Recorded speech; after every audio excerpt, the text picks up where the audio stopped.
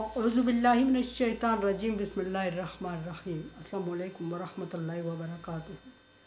सूरह मरियम है मेरे सामने और सूरह मरियम की आयत नंबर 83 है, पारा नंबर 16 है और रुकू नंबर 9 शुरू हो रहा है। आयत नंबर 82 तक अल्लाह तबारक व तआला ने कुफ़ार की मुशरिकाना अकायद को ज़िक्र करते हुए, उनका अंजाम ज़िक्र करते हुए फरमाया कि कल्ला सयकफुरून बिइबादतिहिम व यकून अलैहिम ज़िद्दा। दुनिया में जो उनकी इबादत जिनकी ये कर रहे थे, उनके आखिरत के दिन महबूद उनसे गुम हो जाएंगे, या फिर मिलेंगे भी तो वो आपस में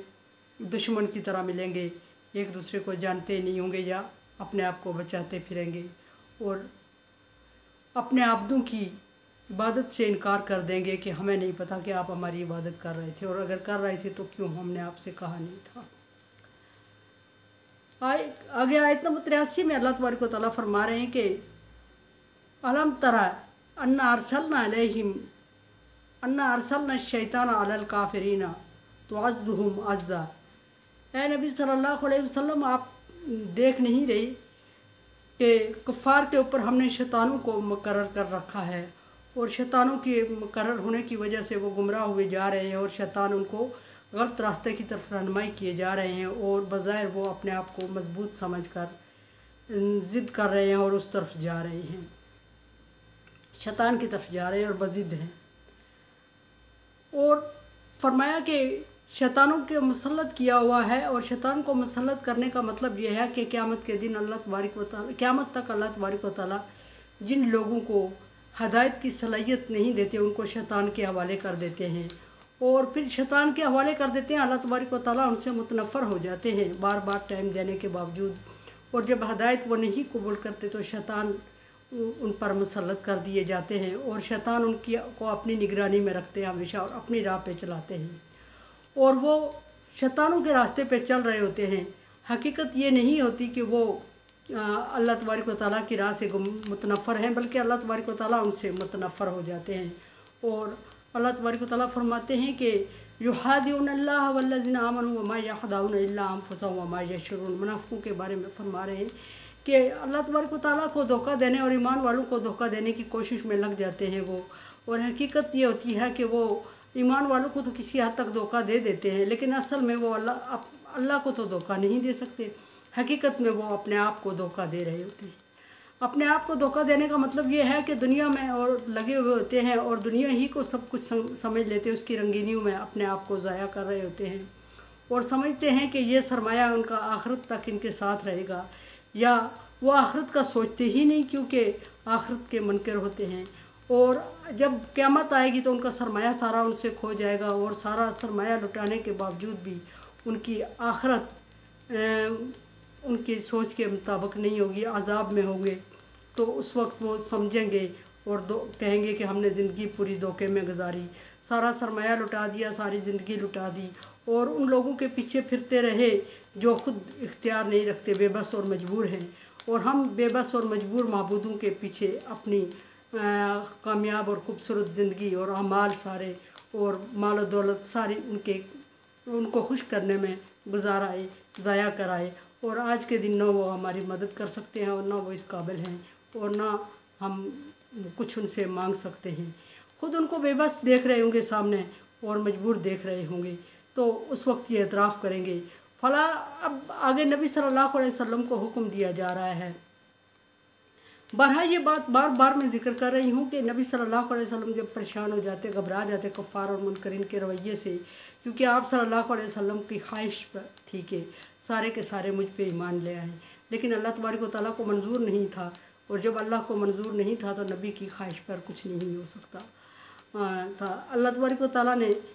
नबी सल्लल्लाहु अलैहि वसल्लम से फरमाया। नबी सल्लल्लाहु अलैहि वसल्लम ज़्यादा जज्बाती और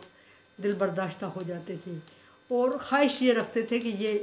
अज़ाब से बच जाएँ, क्योंकि अहले मक्का आप सल्लल्लाहु अलैहि वसल्लम का ख़ानदान और कबीला था। तो नबी सल्लल्लाहु अलैहि वसल्लम को अल्लाह तबारक व तआला फरमा रहे हैं फ़ला तजअल अलैहिम, आप इनके लिए जल्दी ना करें।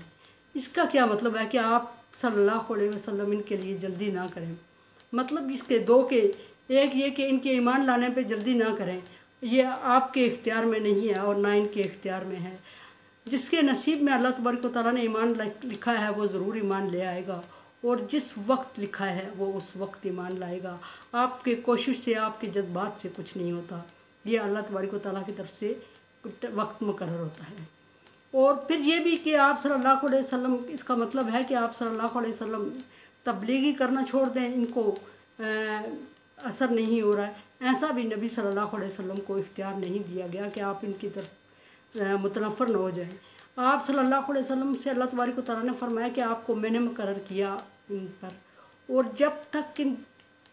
آپ ان کے لیے کوشش کرتے رہیں گے جب تک کہ میرا حکم ہے، اور جب میرا حکم ان سے ہٹے گا ٹلے گا اور میں آپ کو بتا دوں گا کہ اب ان کو چھوڑ دو، یہ متنفر ہیں، ان کو متنفر رہنے دو اور ان میں تبلیغ کرنے کا کوئی فائدہ نہیں، تو وہ سمجھیں کہ ان کے عذاب کا وقت ہوگا اور اس وقت ان پر عذاب آئے گا۔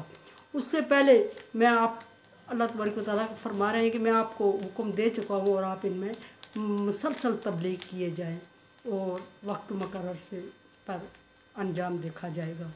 اور یہی ہوا کہ آپ صلی اللہ علیہ وسلم کی مسلسل تبلیغ سے کفار مکہ اور دشمنان اسلام قبول کر لیا کچھ نے، لیکن کیا کیا کہ جب تک وہ آپ صلی اللہ علیہ وسلم اور اسلام کے دشمن رہے اور اسلام کو اور آپ صلی اللہ علیہ وسلم کو اور مسلمانوں کو نقصان پہنچانے کی مسلسل کوشش میں لگے رہے اور بہت سارے لوگوں کو نقصان پہنچایا، بہت دفعہ آپ صلی اللہ علیہ وسلم کو دل برداشتہ کیا۔ اب سوال یہاں یہ ہے کہ جب وہ اسلام قبول کر چکے، ایمان لائے، تو کیا ان سے پوچھا جاتا کہ آپ نے ایسا کیوں کیا تھا؟ یہ پوچھنے کا نبی صلی اللہ علیہ وسلم کو حکم نہیں تھا، کیونکہ وقت مقرر اللہ تبارک و تعالیٰ کی طرف سے تھا، اور اللہ تبارک و تعالیٰ نے نبی صلی اللہ علیہ وسلم کو بھی ان پر مقرر کیا ہوا تھا، اور ان کے رویے بھی آپ صلی اللہ علیہ وسلم برداشت کرنے پہ مجبور تھے، اور اس لیے آپ صلی اللہ علیہ وسلم نہ ان سے شکوہ کر سکے اور نہ ان سے اپنے آپ کو ہٹا سکے، مسلسل تبلیغ بھی کرتے رہے، اور آخر جب وہ ایمان لائے تو شکوہ بھی نہیں کر سکے کہ پچھلے رویے کا۔ اور پھر یہ بھی کہ جب وہ ایمان لائے تو اسلام کے لیے وہ اتنے ہی کارگر ثابت ہوئے جتنے کہ اسلام کے خلاف کارگر تھے، اور بہت جانوں اور مالوں کا نذرانہ پیش کیا اسلام کے لیے، اور قبول اسلام کے بعد اتنے ہی اسلام کے لیے سودمند ثابت ہوئے جتنے کہ قبول اسلام سے پہلے کفر کے لیے سودمند تھے۔ حدیث کے مطابق یہ بھی ہے کہ جو کفر میں جتنا غیر مسلم ہو کے جتنا کارآمد اور مضبوط ہے، وہ اسلام لانے کے بعد اسلام میں بھی اتنا کارآمد اور مضبوط ثابت ہوگا، اسلام میں بھی اتنا ہی اچھا ثابت ہوگا۔ اب آگے فرمایا کہ فَلَا تَجْعَلْ عَلَيْهِمْ، اے نبی صلی اللہ علیہ وسلم آپ ان کے لیے جلدی، ایک یہ بات جلدی کہ اسلام قبول کرنے کے لیے ان کے لیے جلدی نہ کریں، دوسرا جلدی اس بات پہ بھی کہ حافظ ابن کثیر کی بک میں لکھا ہوا کہ آپ صلی اللہ علیہ وسلم کو منع کیا گیا کہ آپ ان کے لیے بد دعا نہ کریں ابھی، جب تک کہ کفر کی مور ان پہ ثبت نہیں ہو جاتی۔ حضرت ابراہیم علیہ السلام کو دعا کرنے سے، اپنے والد کے لیے دعا کرنے سے منع کیا گیا۔ آپ صلی اللہ علیہ وسلم بھی ایک منافق کے لیے دعا کر رہے تھے، تو اس کی نماز جنازہ پڑھانے سے بھی آپ کو روک دیا گیا، اور اس کے لیے دعا کرنے کے لیے بھی مشرکین کے لیے دعا کرنے سے منع کیا گیا۔ فرمایا کہ اگر آپ ان کے لیے 70 مرتبہ بھی دعا کریں گے تو دعا قبول نہیں ہوگی، لیکن یہاں کفار کے لیے بد دعا سے منع کیا گیا۔ حافظ ابن کثیر لکھتے ہیں کہ اس کا مطلب یہ ہے کہ آپ صلی اللہ علیہ وسلم کو منع کیا گیا کہ آپ ان کے لیے اتنے جلدی دل برداشتہ ہو کے بد دعا نہ کریں، آپ انتظار کریں، یہ ایمان لے آئیں گے۔ اور اس کا مطلب ہے کہ دعا اور بد دعا میں بہت محتاط، دعا تو مسلمانوں کے لیے ہر وقت جلدی کرنی چاہیے، اور لیکن کفار اور مشرک کے لیے دعا کرنے سے منع کیا گیا ہے۔ اور ہدایت کی دعا ان کے لیے کر سکتے ہیں جب تک اللہ کا حکم نہ ہو کہ رک جائیں، ہدایت کی دعا نہ کریں، اب ان پر مور ثبت ہو چکی ہے، اب یہ ایمان نہیں لائیں گے، اب آپ دعا نہ کریں، اس وقت تک ان کے لیے ہدایت کی دعا کرنی چاہیے، لیکن بخشش کی دعا نہیں کرنی چاہیے۔ اور یہاں فرمایا کہ بد دعا میں جلدی نہ کریں، اور میں نے اس کو کیا کہ آپ ان کے اسلام لانے کے لیے اتنے جلدی نہ ہوں کہ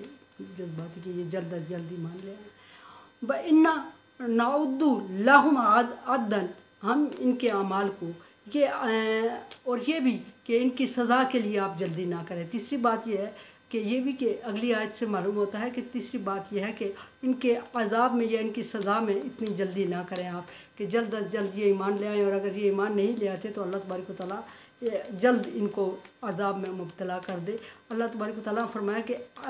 جلدی نہ کریں آپ، عذاب طلب کرنے میں بھی جلدی نہ کریں۔ بد دعا کا مطلب یہ کہ عذاب طلب کرنے میں ان کے لیے جلدی نہ کریں۔ اور پھر آپ صلی اللہ علیہ وسلم کو تسلی دیتے ہوئے یہ بھی فرمایا کہ ایسا نہیں کہ آپ کو منع کر رہے ہیں کہ آپ عذاب طلب کرنے میں جلدی نہ کریں، تو اس کا مطلب یہ نہیں کہ ان کو عذاب دیا ہی نہیں جائے گا، یا اللہ تبارک و تعالیٰ ان کو ڈیل دے کے اللہ تبارک و تعالیٰ خدا نخواستہ بھول گئے ہیں۔ اللہ تبارک و تعالیٰ کوئی چیز بھولتا نہیں ہے۔ فرمایا کہ اِنَّا نَعُدُّ لَهُمْ عَدًّا، ہم ان کے